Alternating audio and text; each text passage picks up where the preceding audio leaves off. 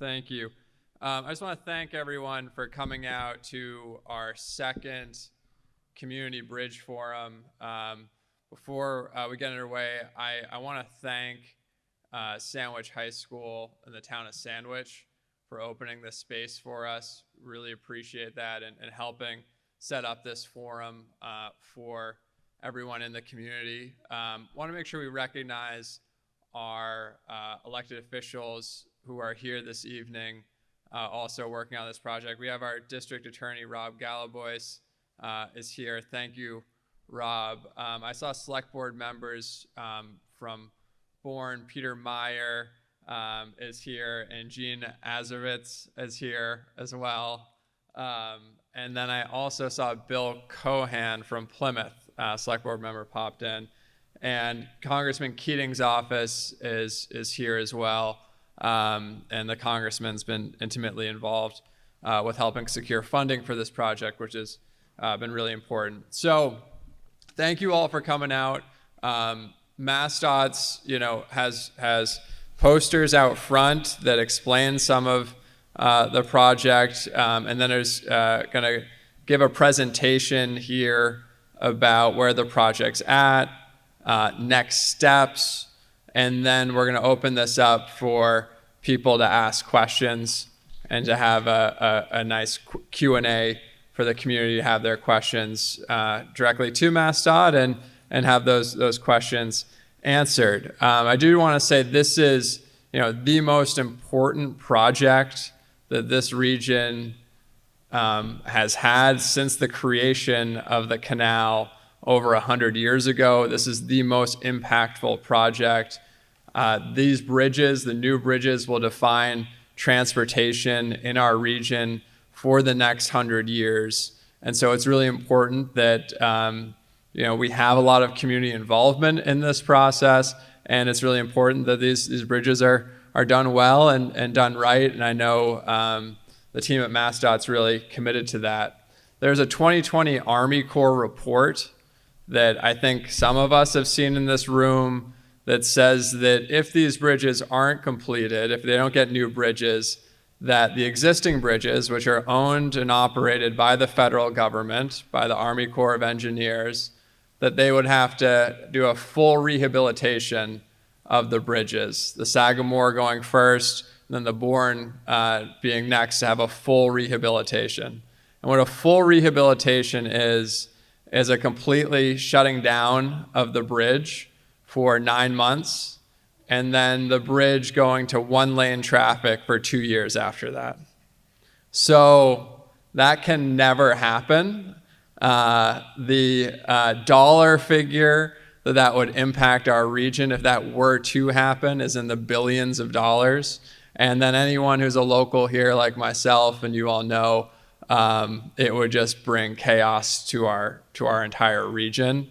And so it's so important that these projects move forward and that we avoid that catastrophic impact and potential catastrophic impact to our region. The new bridges, as you will see and may have seen, are modern. They are not two-lane bridges that are really one lane and you're kind of gripping the steering wheel with anxiety as you're going over the bridges. They are 2 full lanes, a breakdown lane in each direction, and then also there's pedestrian access. People can actually walk across the new bridges. People can actually bike across the new bridges. So it'll just be a modern and important update. So important for me as the state senator in our region, where this bridge project is in the heart of it, that this is a transparent process, that this is an open process, and that you, the community and the constituents that I represent, and really everyone on the Cape and Islands and South Shore and beyond, have a voice in this project and also understand where the project is and where it's headed. And of this project for the state agrees and has been out there having these open forums and is committed to continuing these dialogues with the community. And so I really appreciate Louisa for her effort to make sure people understand what's happening and make sure this is a community process. So with that, I'll turn it over to the head of the project for the state, Louisa Pawanski. Thank you all.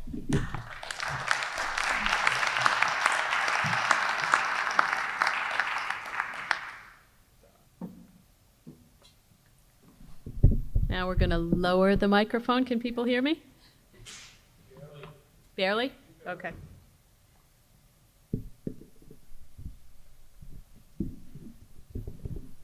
How about this?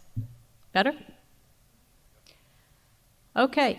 Thank you, Senator. We really appreciate your leadership on this, especially in constant communication with us and setting up these forums, giving us an opportunity every quarter to provide you with an update on these incredibly important bridges.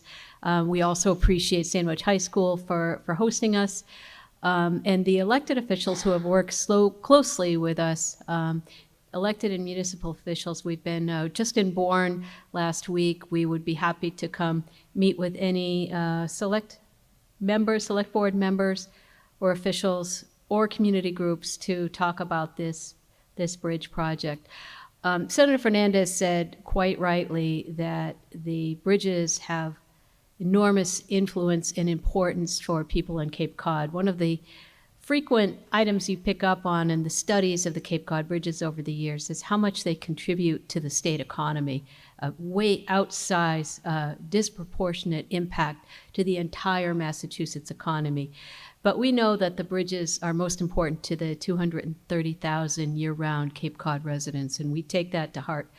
We work on these bridges every day, knowing how much Cape Codders rely on them for connections to the mainland and back. And many other purposes as well. So we take that responsibility quite seriously, and we appreciate your comments, candid comments, to help us do our job better every day. So I'm going to give you an overview. We'll do it with my colleague, David Anderson. He's going to be making some of the presentations as well. Before I do, I meant to mention not only all my MassDOT colleagues and our consultant team and thank them for their great work, as well as Sarah Peak, who's a former state representative from Cape Cod. She is with the governor's office and serving also as a liaison to this project, making sure that we fully understand all the nuances, details, and deep local understanding to help us do our job. So thank you for being here tonight, Sarah. Tonight, we're going to give you an environmental update. I'm going to tell you why it's so important in a minute. We're going to talk about the property acquisitions process. We know that this has been a very topical, important matter for many of you. We're going to give you an update on some of the subsurface explorations. This is work that you are seeing happening right now on the roadsides in and around this area. We're going to follow up with some items from the last meeting. A couple of you asked us, why are we picking 2 bridge replacements? Why didn't we do a tunnel? Why didn't we do a single bridge? And we answered as well as we could, but we realized it might be a good topic to bring forward to this forum tonight to kind of explain in more detail why we selected the approach that we did. David is going to talk about the entrance and exit lanes. There's been some questions about that. Some people thought they were actually 3rd lanes on the bridge. These are simply for merging safely, so David's going to explain how they work. And then we're going to update you on next steps. And then we'll open it up to your questions and comments. So the environmental update is really important. The environmental process is critically important to getting into construction. For one thing, we cannot gain access to the over $1 billion in federal funds that we have available to Cape Cod Bridges Project until we complete the environmental process. So when you hear us regularly updating you on our progress, that's why, because it is in the critical path to construction. And we also wanted to update you while we're here that we recently received some of that federal funding that we can use for pre-environmental permitting purposes, about $36 million. So that was good news. So when we last met, I told you that we were expecting late July for the filing of the environmental documents. That pushed out a little bit by about 6 weeks. The reason is we are splitting up the document into one federal and one state document. That is due to the executive orders coming out of Washington, D.C. that are very different from the state requirements. So rather than try to bundle it all into one document as we had previously planned to, we had to split them apart to create two separate documents for filing. So the NEPA document, or the Environmental Impact Statement, will go to the federal government, and the MEPA document, the Mass Environmental Policy Act Environmental Impact Report, will go to the state government for review, all around the same time. Both documents include both Sagamore and Bourne bridges. And we are coordinating right now with Federal Highway Administration, making sure that they have advance copies of the chapters, making sure there are no surprises in the process. We expect it to go smoothly and efficiently, and we expect that the process will be completed in 2026. Paired with the documentation will be something called 4F. Could sound a little bureaucratic, I understand, but it's really critically important. 4F is a requirement that we protect park and recreation lands, wildlife, waterfowl. We are particularly focused on the impact of the new bridges on properties owned by the U.S. Corps of Engineers and a campground operated by the Bourne Recreation Authority. So we're working very closely with our colleagues at the Corps of Engineers as well as the Bourne Recreation Authority, and we expect that process will move right along. We've had a lot of discussions. We're nearing the end of that process, but we wanted to let you know that we are moving ahead on multiple fronts on the environmental side. Following the publication of the draft environmental impact statement in early September, we'll hold a public meeting. We will describe the contents of the environmental document. We will explain how you can add your own comments to it, make sure that the reviewers understand the perspective of Cape Cod residents and organizations about the environmental impacts, and we will take any other comments you have on the project. So that's moving along at a very good pace, and we will, by the time we have our next quarterly forum, we expect to be in the environmental process, and we can reinforce or reiterate your opportunities to comment on it. Property acquisitions, you've heard about this before. We have talked about the need to take properties to make way for the bridges, in this case Sagamore Bridge. 13 residential homes will be taken. We have notified all of the homeowners. Again, as we have said, not a step we take lightly. We recognize that it can be very disruptive and distressing to people to have their homes taken. We work very closely with them to appraise the value so that they get every penny they deserve. And we provide a lot of support with trained relocation specialists to help them find a new place to live. That process is ongoing. We have phase one happening right now where we have made contact with each of the property owners. We did this, we call it early property acquisitions because we don't want people to feel rushed. We work with them very closely. We have in-person contact when that's appropriate, and that process will continue with the homeowners. Next, the appraisal process is underway. That is a multi-step process where we get into the home, take a look around, make sure we understand the property owner may have made some improvements that we can't see from the outside. They may have made an addition that we can't see from the back. They might have invested in the home in some ways that may not be evident. So that's one of the ways that we have to make sure that everybody gets the full value for our acquisition of their home.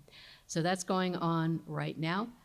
We have requested permission from the Federal Highway Administration to start round 2 of these acquisitions. This will be a much smaller one, resulting, one of the 13 I mentioned, one is in round 2, We have notified the property owner, and there will be two commercial relocations.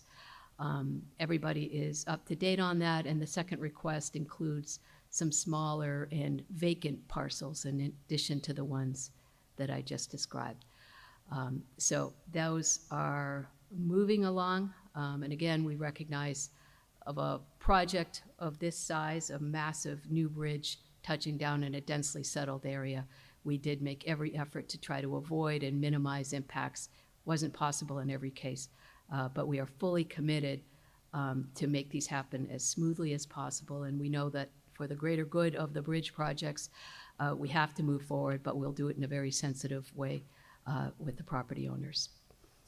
Subsurface explorations, I mentioned this at our last meeting. We said that you could expect to see some visible signs of progress toward Cape Cod bridges. What you are seeing is people in hard hats. You're seeing some machinery out there. We sent out a letter to 1,000 property owners in Bourne just to let them know this is not an acquisition that we're talking about. We do need access to properties in some cases. Sometimes just as a quick stepping into their backyard to take a look around. Sometimes it's to do survey, test pits. It's not happening right away, but we wanted to let people know that they might be getting a request. And if they get that letter, we would follow up if we were certain that we would be stepping onto their property. But it is a legally required document, and it is all work intended to gather data that we use for the design of the bridges. Our current focus is on town-owned land. The town of Bourne has been very cooperative and helpful with us. Also, the U.S. Army Corps of Engineers has land that we're doing these tests on, as well as our own state highway layout. And as we move forward, we will be asking for temporary access to private properties to collect this data for the purposes of designing Sagamore and Bourne bridges. Some follow-up from the previous meeting. As you heard, if you attended the last meeting, a lot of people asked us, why are you doing it this way? Why two new bridges? Why are you putting bridges right next to the old ones? And we did mention, as Senator Fernandes said, that there was a major study done by the bridge's owner, the U.S. Army Corps of Engineers, to look at this back in 2020. They went through a large number of potential alternatives to building to the alternative that we're pursuing now. We picked out the top 4 that people asked us about, and we'd like to explain why we did not go with those alternatives. So the first one is I should have mentioned, after the Army Corps of Engineers report, we did a study of our own at Mass DOT. So we didn't just take that report and go with it. We also wanted to take a look at it. And our conclusions were similar to those of the U.S. Army Corps of Engineers. So the 4 alternatives that I'd like to just quickly go through right now. Rehabilitating the existing bridges. You heard from Senator Fernandes. Those would involve months-long closures, and they would have pretty devastating impacts on the Cape Cod economy if they had to close the bridges for any length of time. You cannot rehabilitate the bridge without creating those impacts. Single new bridge, filling in or closing Cape Cod Canal and covering with a surface highway, or replacing the bridges with tunnels. So I'm going to just quickly go through those.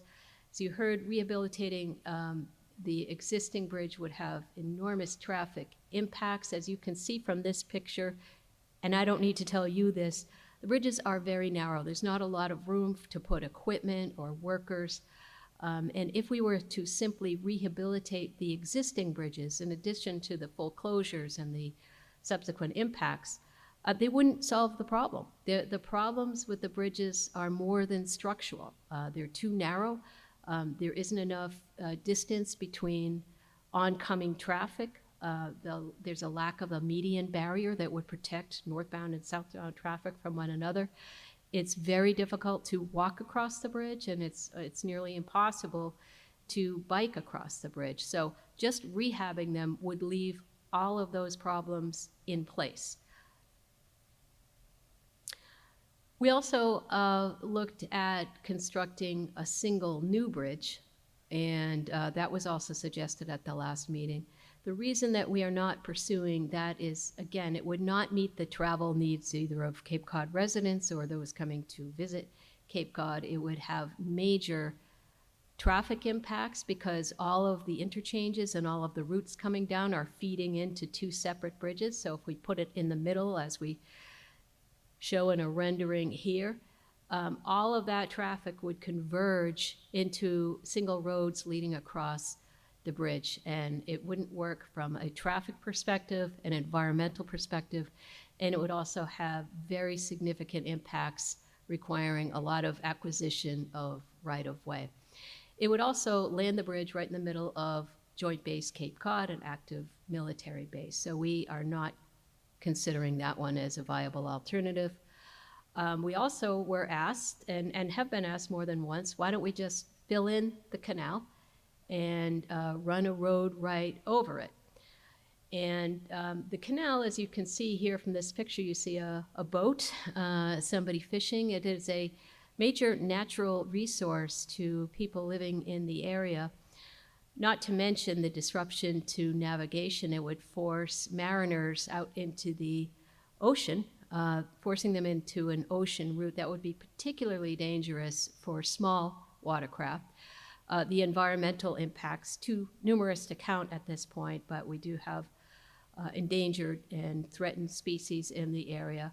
Not to mention every other species relying on the canal and have been relying on the canal for more than 100 years. So it would be, to say the least, a very difficult environmental process with major negative environmental impacts.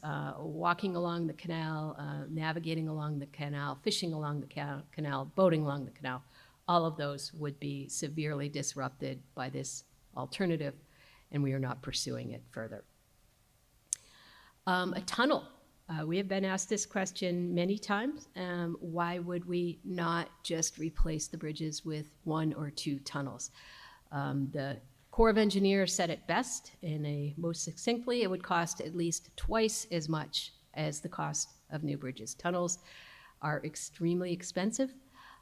They would also need much more in the way of private property than the current bridges do.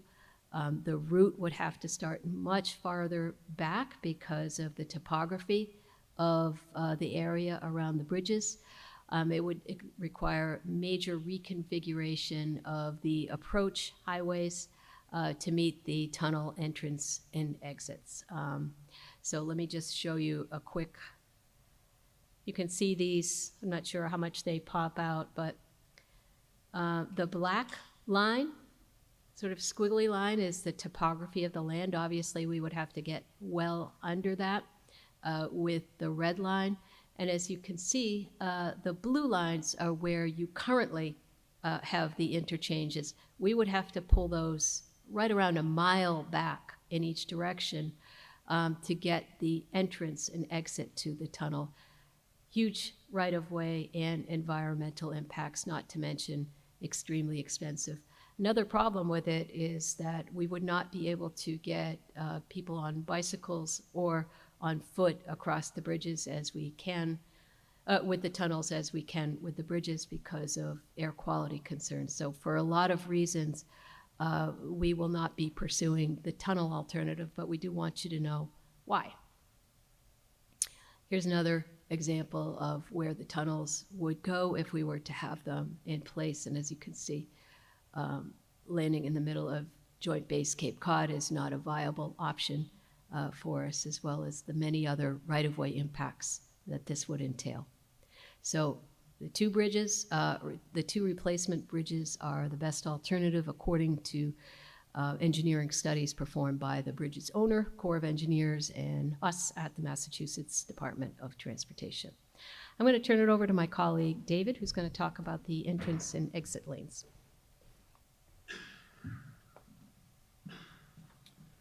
Thank you, Louisa. So again, this is a follow-up from our last meeting. There was a question around the exit entrance lanes and how they work and why are they being proposed. So this first slide is just a schematic of what this would look like. And in a moment, I'll show you what they look like actually on the plans that we have. But the idea is, if you look at this sketch, kind of towards the top to the right, that'd be a ramp coming in, and then you go across the page, and on the left, that'd be a ramp going off. And what's happening with the Cape is because those interchanges are located immediately on either side of the canal, they're really close together. And not only that, there's that hill, for lack of a better term, in the middle where the bridge is. So what happens is, during the design process, we look at how long and what distance it would take a vehicle to going up that hill to accelerate to the appropriate speed to merge in with the traffic. And then by the same token, on the off-ramp, we consider someone coming down a hill and braking and how long it takes them to stop. And you look at those two distances and you see, do they overlap or how close together are they? And what we saw in the case of the Cape Cod bridges is that in at least one instance they overlapped, and in other instances the tapers, like you would see on a regular ramp, would be very close together. So it was determined to just continue that. And on this next sketch, you'll see where these actually exist. I know it's kind of hard to see here on this sketch, but we're at the Sagamore crossing. Obviously, that's the canal in the middle. The mainland is to the right, and Cape Cod is to the left. And if you look towards the top of the page where you see those red arrows, that kind of shows the limits of where these entrance-exit lanes would be. So basically, to really break that one down, that ramp, if you were, say, on Scenic Highway and you wanted to go to Cape Cod, you would take that ramp off Scenic Highway, and that the vertical red line there would be where your ramp would come in and the entrance-exit lane would start. And then the off-ramp is located in a fairly similar location, although maybe a little bit closer to the midspan is where you get off. And that distance is just so short that it's safer to just have it as a continuous lane. So you can also see on the, if you were going from the Cape onto the mainland towards the south side of the page, that's kind of showing the limits of what that entrance-exit lane would be. And then here, moving over to the Bourne crossing, the one on the bottom, so that would be kind of the northbound direction, that's really the longest one. But again, they were so close together as far as when the one would start and the other would begin that it just made sense to make it continuous. So that's the purpose. It's strictly around safety. It's strictly allowing vehicles to achieve the appropriate speed. They call it a merge when one group of vehicles is trying to get into the travel lane while another group is trying to get off right in the same location. So again, it's there for safety, and this is just kind of showing that we had never showed a graphic before that kind of had the limits of where they were located. And then as far as next steps, we just wanted to provide a heads up of something that we're doing, something that would not start until the spring of 2026, but these are foundation load tests.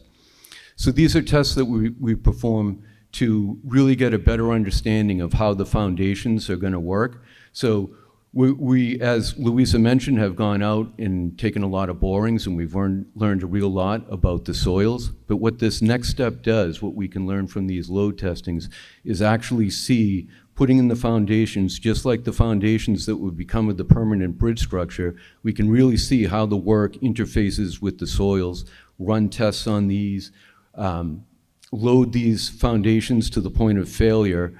And a couple of things come out of that. One, we learn more about the design. We can optimize the design, have the most efficient design possible. But the other thing is, we'll share this information with the bidding community, so the bidding community has a much better understanding of what they're getting into when they go to build the bridges. Anytime you're doing work underground, if you're bidding a job, that's the thing that bidders are most concerned about, because it is an unknown. And what we're doing is removing some of those unknowns, which is removing risk. And when you remove risk, you reduce costs. Because what contractors do, if they see something that looks real risky, They're forced to up their price to cover certain eventualities. So that's why we're doing it. And what will it look like? It'll look like on either side of the canal, and we're only doing this at the Sagamore Bridge. And we'll be performing this work on property that is either currently owned by the Army Corps of Engineers or owned by Mass DOT. We would start this in the spring, just on property that is already owned by one of those two entities. So I think that's it.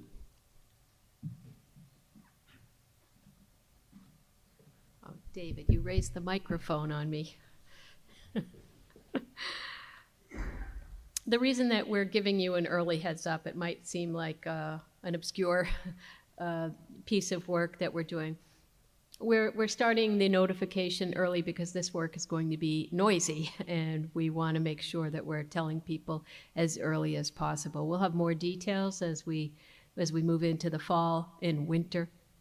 But while it will be noisy, we talked about the greater good earlier, it is very much intended to feed into the design of the bridges and make sure that we're delivering them cost efficiently and with the most robust design that we can. So that's why we're letting you know, starting earlier. You're going to start to hear more about it as time moves on. Next steps. So we will continue. We are on a regular cadence of meetings with our federal partners, the U.S. Army Corps of Engineers, of course, and the Federal Highway Administration, which is the lead agency for this. We are finalizing the environmental documents, making sure that the federal one complies with federal executive orders and the state one complies with state requirements. They will all have the same essential information about the environmental impact of the bridges on Cape Cod's environment. The design itself of each of the bridges is continuing apace. We have a major design submittal at the end of the summer. We're really looking forward to that at Mass DOT. That's another major milestone. So this, by the end of the summer, we will have hit two major milestones, submittal of the design, preliminary design, and the filing of environmental documents. We'll continue to engage with property owners about acquisitions of their land, both homeowners and commercial property owners, continue that process along.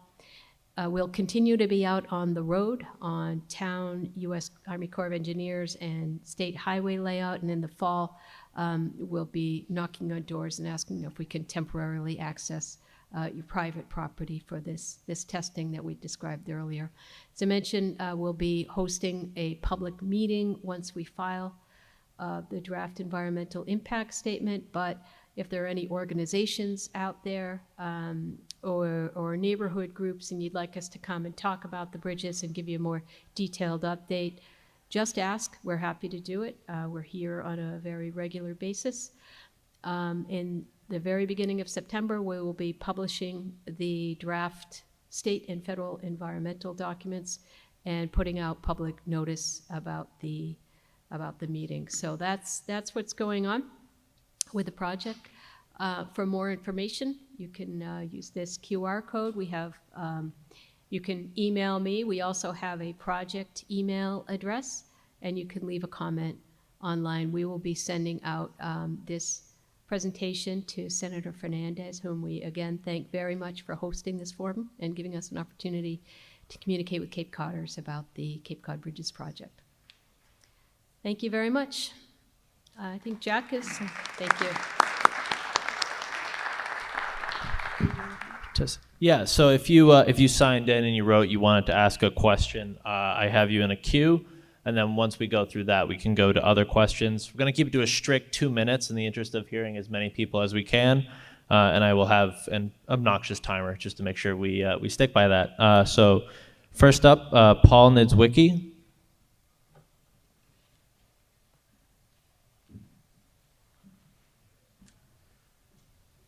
Thanks, Jack. I'm Paul Niedzwiecki. I'm the CEO of the Cape Cod Chamber of Commerce. Thank you for having this presentation. Thank you to Senator Fernandes for sponsoring these forums. I I've been at the Cape Cod Chamber of Commerce for 4 years. Prior to that, I was at the Cape Cod Commission for 10 years. So I've been dealing with Mass Highway, Mass DOT for over 20 years now, and I just want to go on the record saying this is the best project I've ever seen them manage. You know, my predecessor, Wendy Northcross, really talked about bridges and brought it to the forefront when it wasn't clear if something happened to one of the bridges, whether it was going to be the federal government that's going to replace it or the state. We've come a long way in this very complicated project, but it is essential that we keep the momentum going and keep moving forward with this project. Cape Cod is still a travel and tourism economy, even though the upper and mid-Cape areas have transitioned to more of a year-round economy. But in 2023, we did $2.7 billion in visitor spend. And that produced almost $250 million in tax revenue. Local meals and tax, about $80 million, split between the 15 towns, and over $160 million back to the state, which is more than we get back in unrestricted local aid. So we are a donor region to the state. That economy, if anything happens to the bridges, especially if there's any sort of partial closure, a third of that economy goes away almost overnight. The impacts would be devastating to everyone, in particular year-round residents. You know, this is a traffic issue. These bridges were originally constructed almost 100 years ago to accommodate 1 million trips between both bridges. They currently see 38 million trips a year. That's the equivalent of the Golden Gate Bridge in San Francisco. And we only have to look to what happened over 4th of July weekend to know that we need to do something about the traffic. And it's not just about getting, the bridges themselves can't accommodate the traffic that the approaches can. So they've got to be replaced. And those evacuation route signs that you see when you're leaving are only decorations right now until we get the bridge fixed. So thank you for the work that you've done. Infrastructure always comes with some human cost. We're very sympathetic and compassionate about that. But thank you for all your efforts, and let's keep the project moving. Thank you, Paul.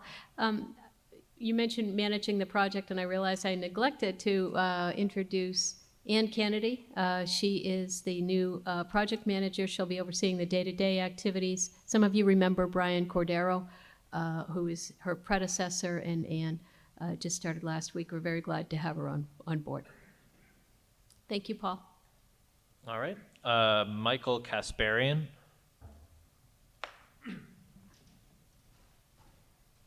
Hi, thanks very much. I'm Michael Kasparian. I'm the Executive Director of the Falmouth Chamber of Commerce. I was really interested in coming here tonight, and I'm going to talk a little bit about what Paul just talked about from the perspective, though, from Falmouth, and I know this is a really emotional project. It takes a lot of emotions. It's change. Change is difficult, but there is a lot of anxiety and a lot of fear and trepidation in Falmouth about what would happen if worst case scenario, as the Senator talked about, those bridges had to be shut down. And as we know, up to 50% of our workers are now coming from the other side of the bridge. The bigger problem in Falmouth, and Falmouth is a little bit different because Falmouth has transitioned into more of a year-round community and also a retirement community. So many of our teachers, our police officers, our DPW workers and all live on the other side of the bridge because that has really made housing so unaffordable. So there's a lot of fear amongst our small businesses. We have about 1,000 small businesses in Falmouth, most who employ up to 3 to 10 people, and they can't hire people as it is right now. So it is imperative that the projects get done. We're very concerned about the funding, want to know what we can do to help with that. But I think really the primary focus that I wanted to come here was to express to you through the 600 member businesses of the Falmouth Chamber of how much anxiety there really is over this project stalling for some reason, and then us going down to a situation where, as Paul Niedzwiecki had indicated, you know, hundreds of millions of dollars that are going to leave, and that's not even talking about the people on Martha's Vineyard. You know, everything can be redirected to the Vineyard through New Bedford, but not to Falmouth and Mashpee in our area. So thank you for the work that you're doing. We're very supportive as well. As Paul indicated, empathetic. We understand that there's going to be a lot of emotions going on, but our business owners are also very, very nervous about that. So thank you for your work. Thank you. Ann Scott Putney. Thank you very much to Senator Fernandes and to you for this very thorough and detailed presentation. I'm the president and CEO of Heritage Museums and Gardens here in Sandwich. I'm also the vice chair of the board of directors of the Cape Cod Chamber of Commerce, and I'm a member of the Cape and Islands Bridge Coalition. So I'm here just truly to express our strong support for this project, and especially for the imperative to find funding to replace both bridges. Having functional bridges in good condition is not only essential to our regional economy, but critical to supporting our regional businesses and nonprofits, the 230 residents who live here year-round, and also the 5 million visitors and tourists who love Cape Cod and visit every year. I lead a nonprofit that's the largest cultural attraction on Cape Cod. We have over 140,000 visitors annually.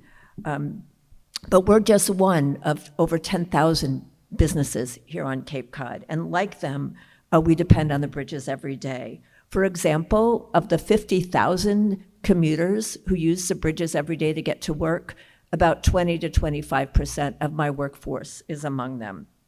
We also rely on the trucks that cross the bridges every day, as all of us do in this room. There are about 6,300 truck trips every year, everything from stocking our grocery stores to vital services for health and ambulance care and everything else. We're here for the benefit of the public at Heritage, but we're also a vital part of our community's economy. There's a lot of halo effect of what we do to restaurants, inns, the beaches, shops, everything else. I understand, in fact, that tourism generates about $2.7 billion in revenue for Cape Cod.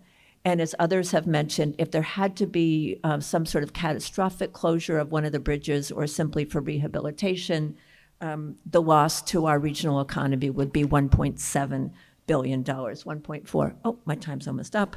I simply want to say that that would choke our economy, and we simply can't afford to take that risk. So in closing, finding the funding to replace both bridges is not just nice to have, it's critical for our collective economy and for the quality of our lives. Thank you. Thank you. If I could just answer 2 points that I've been hearing in these. One is about the funding. We do have Sagamore fully funded, as we have mentioned previously. We are applying for funding grant for Bourne Bridge this summer. And we've heard loud and clear about the importance of the bridge to Cape Cod.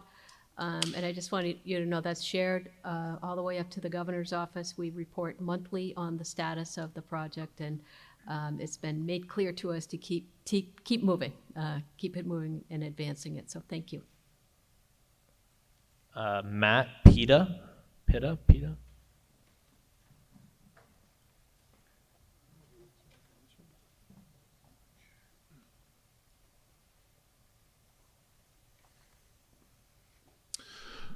To the state, thank you again for being here with us tonight, and to Senator Fernandes. My name is Matt Pitt. I'm the Director of Communication with the Davenport Companies.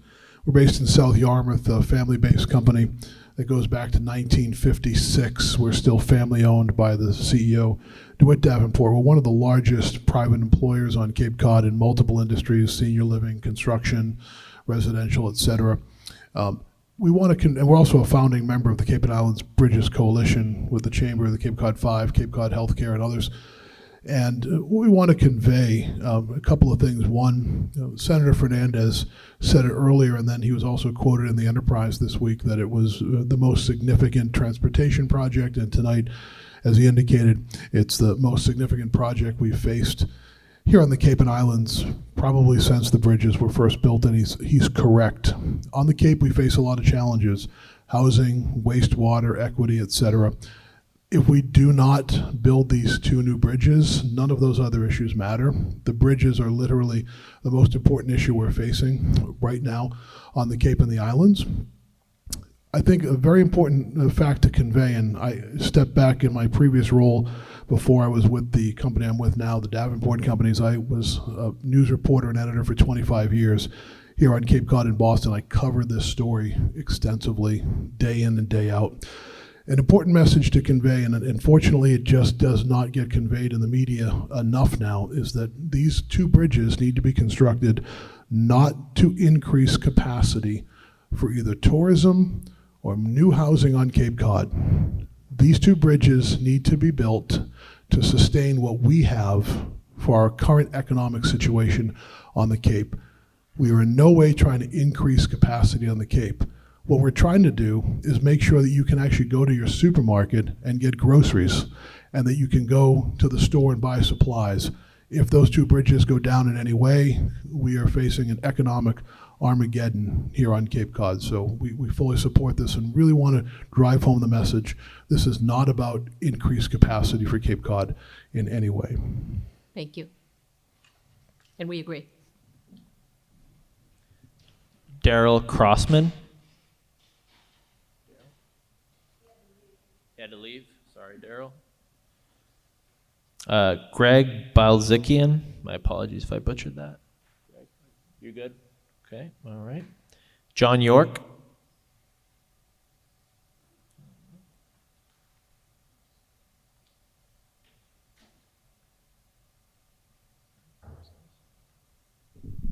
Thank you. I'm John York. I'm a resident of Bourne. There's a lot of questions. So we hear the need from the whole Cape. And echoing some of those needs, we need to be able to go to the grocery store. We need to be able to pick up our kids at the school from their sports events. We need to go to town hall. It's across the canal. We need to go to Sandwich to a meeting, public meeting about the bridges. We don't have to cross the canal if you live on this side, but you have to travel through both interchanges to get here. So it's critical to us how we get around our town every day, not just when we're going off Cape. How we get around our town 2 or 3 or 4 or 5 times a day. And I think that there has been a lot of attention paid to getting traffic from far away from Cape Cod on one side to well down the Cape on the other side in this project. But I don't believe the same attention has been paid to how people in the town of Bourne get from one destination to another. And I know that's a mandate. That's a mandate for any federally funded project, that all the roadway users need to have their needs met. And I really think it's a serious black mark on this project that you have not spent the time and attention on analyzing trips that begin and end on the same side of the canal in Bourne, or that travel across the canal to both destinations in Bourne. And very biggest black mark on this project is you have paid very little attention to pedestrians and bicycles, except for those going across the bridges. And you even wrote them out of the purpose and need of the project with no public request for that. You changed the purpose and need statement to only refer to cross-canal trips. You can read it for yourself. It's your statement. So I think this project needs to do better. You've been telling us all along, just wait, we'll get there when we do better. We're there now. You need to allocate a significant amount of meeting time to that conversation. Thank you.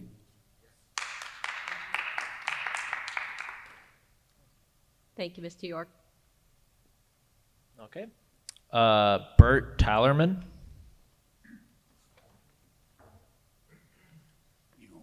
You won't need a timer for me. Bert Tallerman, president of Cape Cod 5. Nice to see you. Senator, thank you for your passion about the project and recognizing the importance of this project.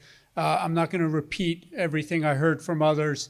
At the bank, we're a founding member of the Cape and Islands Bridge Coalition, and I will merely kind of confirm that from kind of our unique vantage point in terms of viewing the local economy, a closure of either one of these bridges is just a complete economic disaster for this region in ways and shapes that people can't even begin to imagine, that extend significantly beyond even the studies that have been done. And again, I am not someone who generally is very dramatic. This is something that keeps us up at night. It should keep everybody in this region up at night. Just think about it. there is essentially nothing that we produce here. All our food, all our medicine, over half of our workforce, it all comes here across those bridges. So, you know, this is all about preserving the wonderful way of life we have here. Thank you for your efforts. We will do anything we can to continue to support you in this effort. And again, we thank you. Thank you. So this is the last one of folks who signed up, and then after that, if you just want to raise your hand and I'll point if you did not get the chance to sign in. So Rick Orton.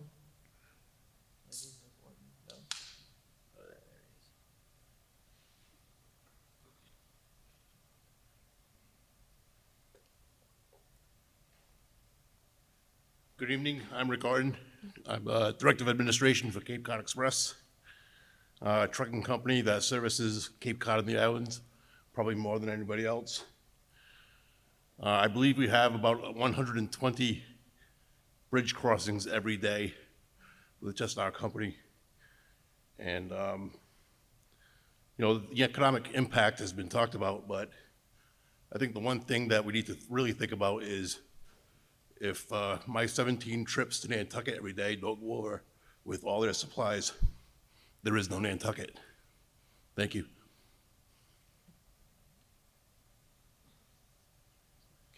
So yeah, if you didn't sign up now. I did. Oh, you did? I missed your name. I'm sorry, sir. Yeah, my name's Steve Lucas. Sorry, Steve.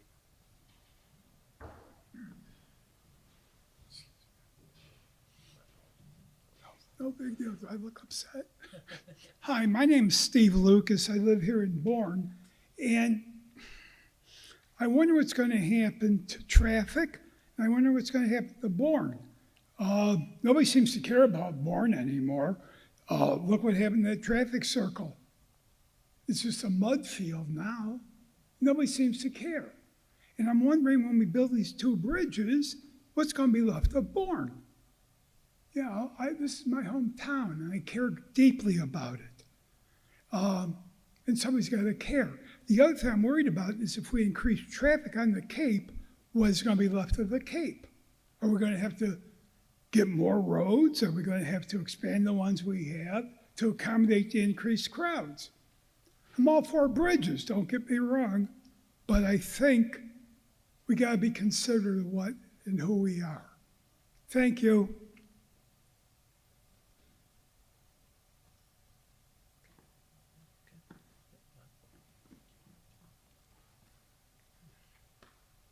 My name is Mark Kendall, and my house is one that has been designated for taking. It's a brand new home. I have two simple questions based on Senator Fernandez's comments yesterday morning on WCVB's On the Record. He said the bridge project is, quote, fully funded by the federal government, legally funded, but that money is not yet in Massachusetts coffers. He also admitted funding for similar projects has been pulled recently. For example, the Trump administration has rescinded a $327 million grant awarded in 2023 for the Alston multimodal project.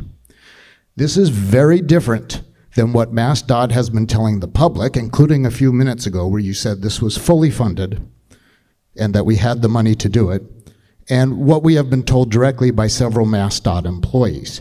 So my first question of two simple ones, can you please clarify the funding status and whether it is at risk at all? Second, the senator said that if funding falls through, it would mean major rehabilitation for the bridges, as you outlined in your presentation. It sounds like, from his interview yesterday morning, that this is Plan B. If it isn't Plan B, what is Plan B if the federal funding falls through? Thank you.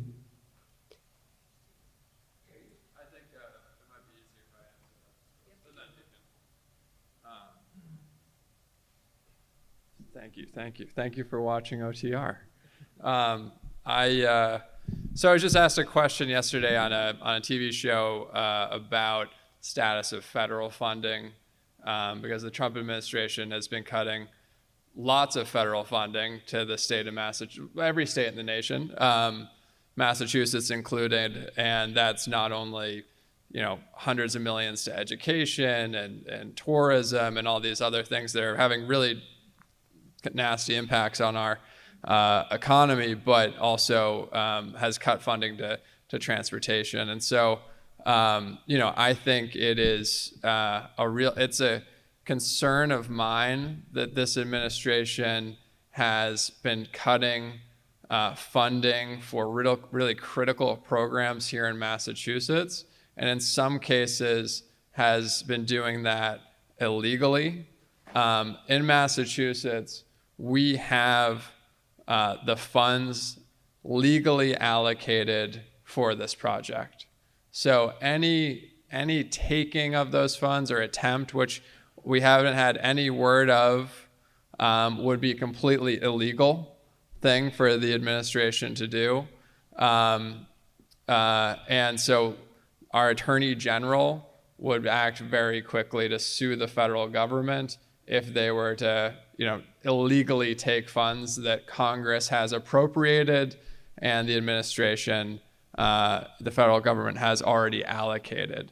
So I hope, does that help? I think, so that's where we're at right now. The federal government hasn't alluded to any of this.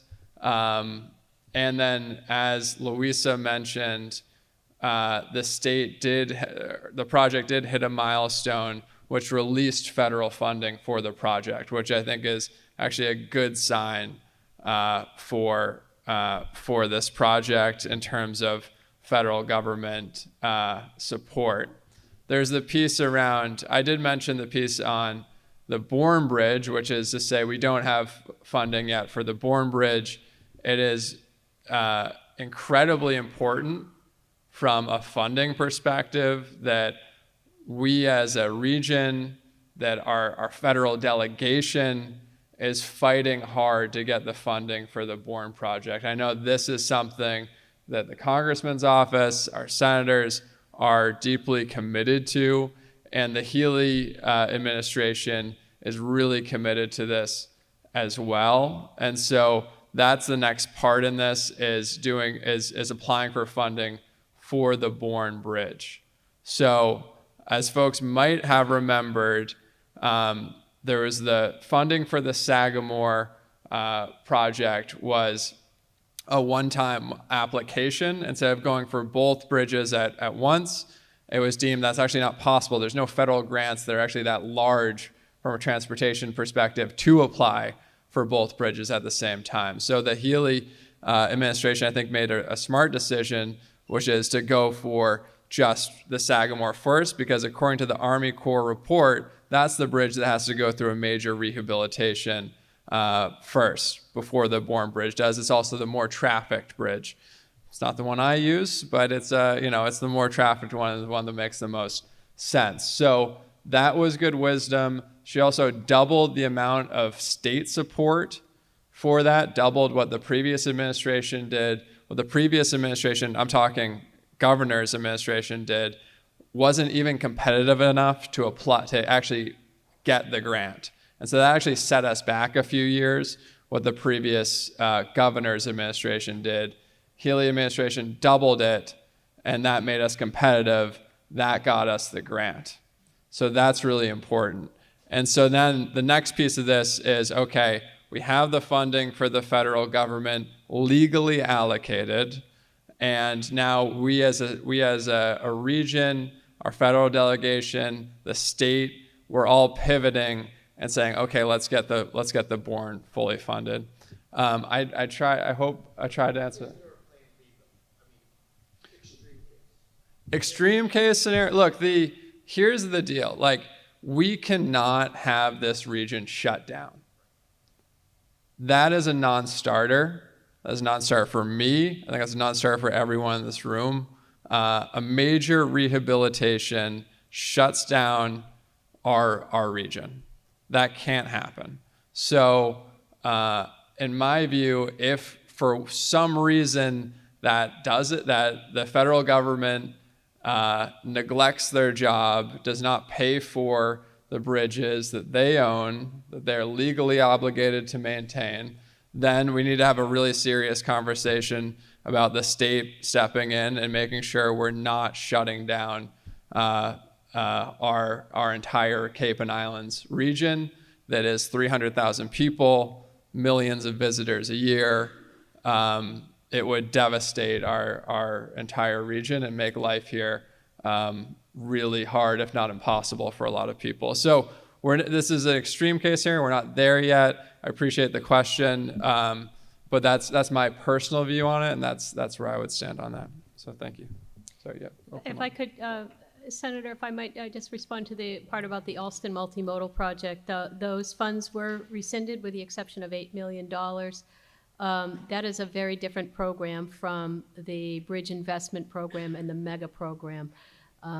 Congress rescinded all funds from the Neighborhood Access and Equity grant program nationwide. That was not a surprise to us. They objected to the equity aspects of that program. We have heard no such indication on any of the major bridge infrastructure programs nationwide. And in fact, as mentioned earlier, we just received a $36 million supplement from the existing grant to pursue the work that we're doing. Then go for it. You go for, sorry. Sorry, I'm like pointing. My name is Joan Hendel, and I have a few questions. First of all, we keep hearing how much your team understands what we're all going through, and that is a bold-faced lie, and here's why.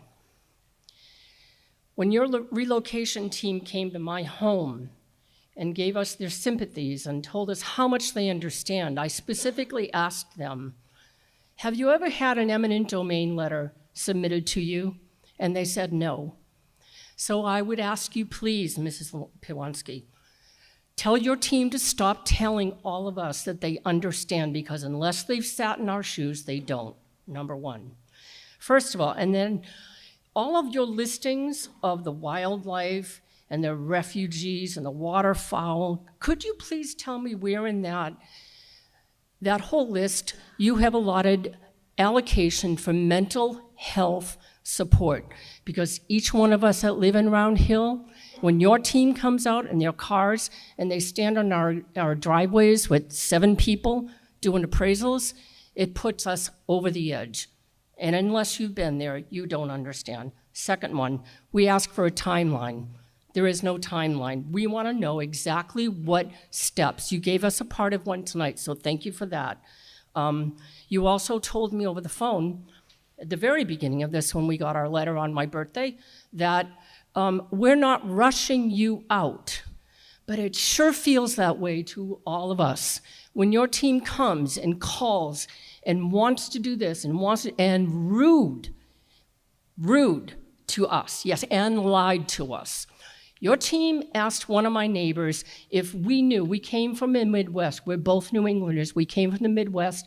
And your team asked a neighbor of ours, do you really think the Hendels didn't know anything about the bridge being taken in eminent domain? Do you really think? And I confronted them when they came to their house, but they didn't know that I knew that they were them. But that's wrong. You don't go into, anyway, please correct that. Third, noise. We have neighbors that are not getting their houses taken, that are 50 feet from where those cranes are going to be, and the noise will be atrocious. I would like to know, what are you going to do for our neighbors that remain? Because they're equally important. And please reconsider the mental health piece, because you have overlooked that. You care about birds and trees and all that stuff. But here we sit, 4 of us right there, and more in the audience, I'm sure, and not one offer of mental health support. Thank you. Thank you, Mrs. Hendel.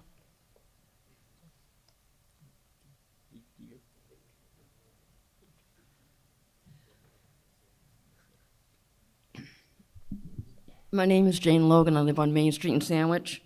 My first question is this project fully funded taking tariffs into account? That's a huge issue right now in construction. My second question is there any money available from the Department of Defense? We have Joint Base Cape Cod and PAVPAWS, or Space Force now. Are there any funds available for that, for the Bourne Bridge, or to help offset whatever Trump might do to this project? And then my last point is not to be snippy, but I live on Main Street in Sandwich. On the weekend, half the time I can't even leave my house. There are days when I would love the state to take my house, that I would love to move away. But I'm a 14th generation Cape Codder. My grandmother watched the original bridge being built. But I'm hoping this project does something for the traffic, especially keeping bridge traffic from going into the local towns on the weekends, because it's just gridlock. It's a safety hazard. It's awful. But I'm a little concerned about what Trump's going to do to the project and the cost of tariffs to the whole overall project. Thank you. I can briefly address and what you just described about not wanting to leave and move about because of the traffic. I think that's exactly what Mr. Pitta was describing, the quality of life impacts and the need to improve traffic, and we hear that loud and clear. We have been in coordination with Space Force on some of the design issues. We haven't discussed funding with them. We have over $1 billion in federal grant funds and over $1 billion committed by the Commonwealth. We are considering, it's an excellent point you raised, steel tariffs have recently been doubled, so we're obviously tracking that, and we do periodic cost assessments. We did a major one with the Federal Highway Administration a couple of years back, and we have another one due. So we do track costs and make sure that we're keeping the project scope within available funds. So thank you for addressing that.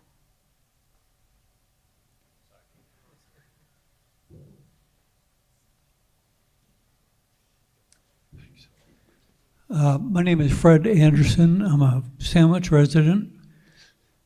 One of my concerns is, during construction, what will be the impact on the existing roads that feed the two bridges? Obviously, the two bridges that we have don't support the traffic, particularly in the summertime. And during construction of the new bridges, it sort of begs the question, are we putting more of a burden on the existing approaches? Does that make sense? Yes. Well, two things. One is we'll have a very intensive traffic management plan that comes along with just about any construction project that we do, including mobile operations like cleaning out catch basins. We take into account the impact on traffic.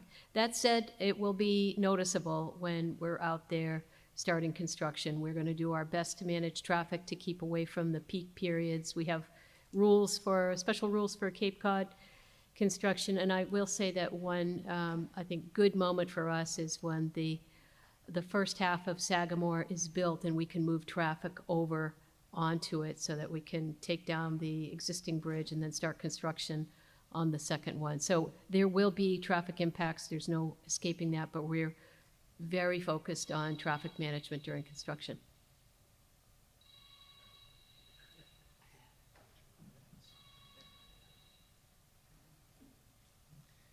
Hello, Louisa. Hi. Can you hear me? I want to say thank you for all that you've done since you've come on to be involved as a spokesperson for the governor's office and for MassDOT. I have been involved as a board selectman in this project for many years, going back to even before Brian Cadell. So I've been there at the forefront. I know I keep on advocating to make sure that transparency is a must, and I will say under your leadership that has happened. Thank you. In fact, I've been advocating for Upper Cape Tech for many years, and on a positive note, at the many years of my mouth saying more and more, about 9 o'clock tonight, they'll be starting a temporary traffic light at Upper Cape Tech. So, I want to say thank you for that, because I know advocating for this as well, and thank you for the leadership in the room that listened to us.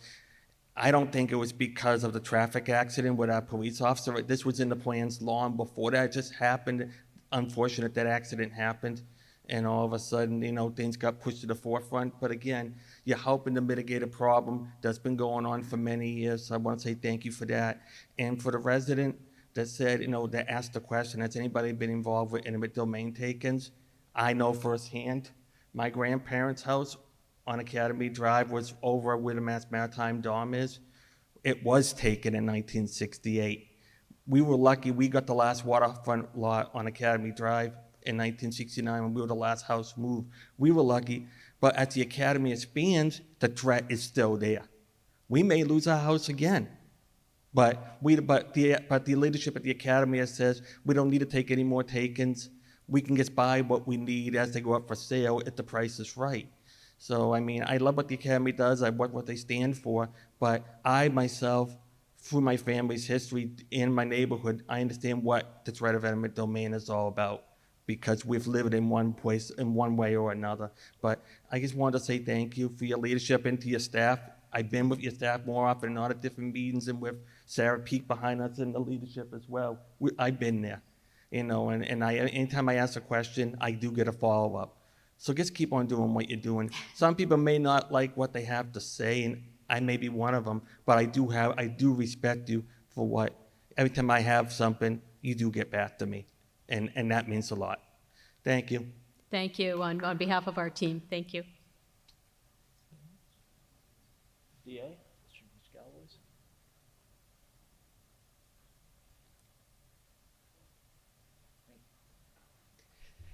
First of all, I want to say thank you very much for taking time this evening and giving the presentation. I also want to say thank you to Senator Fernandes for putting this all together, and for all of you for showing up here today. For the record, my name is Rob Galaboyce. I am the District Attorney for Cape Cod and the Islands. I do want to especially say thank you for your efforts of prioritizing traffic mitigation, but I want to just offer it through the lens of the criminal justice system. As you know, as DA, I'm in charge of public safety for, here in the Cape, just about 265,000 people between Barnstable, Nantucket, and Martha's Vineyard on an annual basis. But as we all know, that swells to well over 1 million during the summer months. We maintain 5 offices across that district in Nantucket, Martha's Vineyard, and Edgartown, Falmouth, Barnstable, and Orleans. We have about 65 employees. About 20% of which cross those bridges every single day. But more importantly, we also handle between 7,000 and 7,500 cases every year. And I can say with confidence, thousands of those cases involve witnesses that have to cross those bridges every single year, be it professional witnesses like folks from the crime lab, DNA labs, interpretive services, and of course, we have a lot of victims and witnesses themselves that live over the bridge. So we really do appreciate you focusing on traffic mitigation throughout the entire process of the several years to come, so we can keep moving forward seeking justice in all of our cases. Thank you very much. Thank you very much.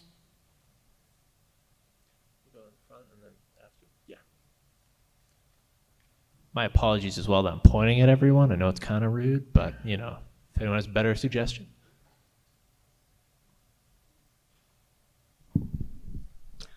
My name is Mary Gallerani.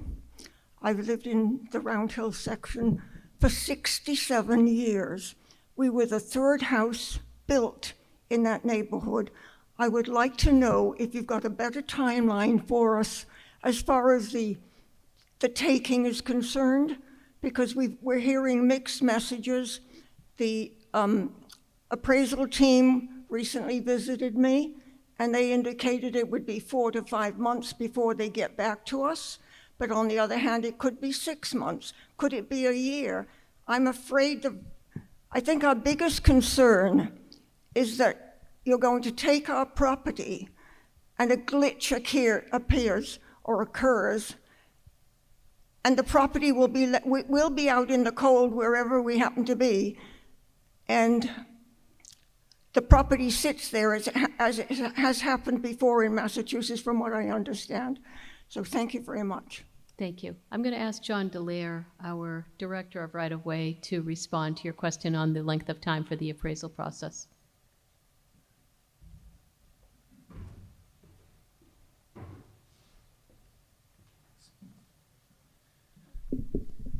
Good evening, everybody. My name is John Dallaire. As was stated, I'm the Director of the Right-of-Way Bureau for MassDOT Highway Division. So part of the reason why the question about timing is so complicated, and part of the reason why we're calling this an advanced acquisition, is there are so many properties that are being taken, as you know. What we have to assure is that once a property is taken and we need to relocate an individual or a family, we need to have a property available for them. And as you know, there's limited amounts of property available in the Cape area. And we want to keep people that are displaced in an area where they want to be. You know, some people have families, they have children in school and otherwise. So it's hard to pinpoint a timeline exactly as to when you will be able to move. And part of that's going to depend on the individual. Some people that have been interviewed so far have indicated they'd like to stay in their home as long as possible. Others have indicated that they'd like to leave as soon as possible. So what we plan to do is and when you talked about the appraisal process, I think that the answer that the appraisers gave is dedicated to the appraisal process itself. And I should talk about that just for a second so you understand. I know that somebody mentioned that there's 7 people that show up at a home for the appraisal. And the reason why that is because state and federal laws mandate that a certain protocol has to be followed for these acquisitions. And there's an appraisal. There's actually 2 appraisals done on a piece of property. Then there's a review appraisal. And if that appraisal amount of just compensation is greater than $300,000, it has to go before a board that's appointed by the governor's office. It's called the Real Estate Appraisal Review Board. So there's a very specific process that has to take place. And it takes actually months for that process to take place, for the first appraisal, the second appraisal, the review, and then to set up the review board to hear those cases. So that 3 or 4 months that you probably mentioned is probably the appraisal process. And then once that's complete, there's going to be an offer made to the individual that owns the home. Once that offer is made, there's 30 days to consider that, so that's another month. So we're already talking about 3 or 4 or 5 months before we even get to a point where there's a number that's being discussed. So if you take those number of months plus the months we've already spent, and then we start to, when we value the property and we understand what the replacement value is, then we have to find a house that's that's comparable to the house that's being taken. And in this particular area, to try to find a dozen or so houses is going to be a time issue that we're not really sure of yet. If we were just taking one house, it'd be easy. But in order to have a house that's available for you, that could take a serious amount of time also. But what will never happen, and you mentioned, is no one is ever going to be put out into the cold. You will never be in a position where the house is taken and someone will say, listen, on this date, you have to leave the house. There'll always be a chance to move that number around. And I know everybody's looking for a finite number, but it's really hard to do that. We wouldn't want to put a finite number on it, because if we did, that would mean if we said in 6 months you have to leave, that would mean whether we found a house or not, we'd be displacing you, and that's not something we would do. What we have to do is try to work all this towards the advertising date, and that's why we started so early. We want to give all of the people all the time that they need, or as much time as they need, to find a new place and for us to help them move into that place and to try to do it as comfortable as possible and to try to be as sensitive as we can to their needs. So you're raising your hand. Go ahead.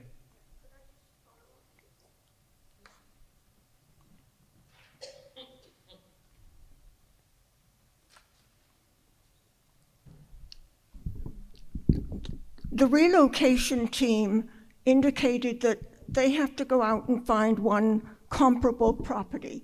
I don't think they're going to be able to find a comparable property to my house. My house is a little bit different, well built. I think it would be far better if we accept an appraisal, we come to terms with the state on the appraisal value, and that it's put into our bank accounts and we can do with it whatever we want, rather than having the state dictate to us that we have to follow their rules by having this one house. We can accept it or reject it. I've been a real estate broker for 50 years. My late husband and I had our own office for 40 years. So I know the real estate business. And I would much sooner have the money in my hands, just as you would like to have the money from the federal government in your hands, so that I can do with it what I choose. I'm going to be 90. I've lived in my house for 67 years. Can you imagine the anguish that I'm feeling? Because it's heartbreaking. No, I know, and I will never say that I understand what that anguish is like. I couldn't possibly. But one thing I want to clarify, we're talking about 2 different things. Once your home is valued and there's an acquisition price on it, that is your money. You can do whatever you want with it. You don't have to buy another house if you don't want to. You can move to Florida and rent if you want. There's another component to that. There's the acquisition and then there's the relocation. The relocation part is where we identify a home that's like your home. You don't have to buy that home. You don't have to move to that home. That's just a number that gets articulated. You could, like I said, you could move to Florida if you want. You can take the money and do whatever you want with it. So there's two components to it. We don't tell you where to go. We just identify what's comparable so that it sets a baseline for what you can do. We would never tell anybody where they have to go. But what the federal law says is there has to be a replacement home available at the time. That's the part. It has to be available at the time, and that has to be for everybody. So we can't just pick one home and use it for 13 people. There has to be a home available for every individual person when it's time for them to move. That's why it's hard to set a timeline, because there probably are not 13 homes available today. And it might take time for those to be available, and the federal government says you cannot move those people until it is available. Have you ever had to find a replacement for a brand new home that's 6 months old? Yes or no? Not since I've been in this position. I've been there for 11 years. Thank you. It's 7 o'clock. I think we have time for one more question. Yes, sir. Sure. Thanks. Yep.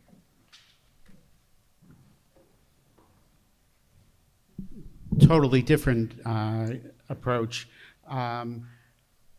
What do you anticipate the timeline being for hiring a contractor and beginning construction on the Sagamore Bridge? I'm in a butter and a commercial property, so. Right now, we are tracking toward completing the environmental process next year, then starting the procurement process. The procurement process is going to take up to a year because it's a very complex project. We're going to be focusing on a design-build approach. So we're tracking toward late 2027, early 2028 for issuing what we call a notice to proceed. That's when we tell the contractor, you can now get going. You may not see work started right away as they're procuring materials or gearing up, but that's when we anticipate issuing the so-called NTP. So what I'm hearing is a contractor would be hired sometime in 2027? Late 2020, well, yes, we'll complete the process and then issue the notice to proceed to the contractor in late 27, early 28. Thank you. Thank you. And thank everyone for coming out tonight. Again, I want to thank Sandwich High School for hosting. Thank you, Louisa, the MassDOT team, for your presentation. And thank you to everyone from this community for coming out and making your voices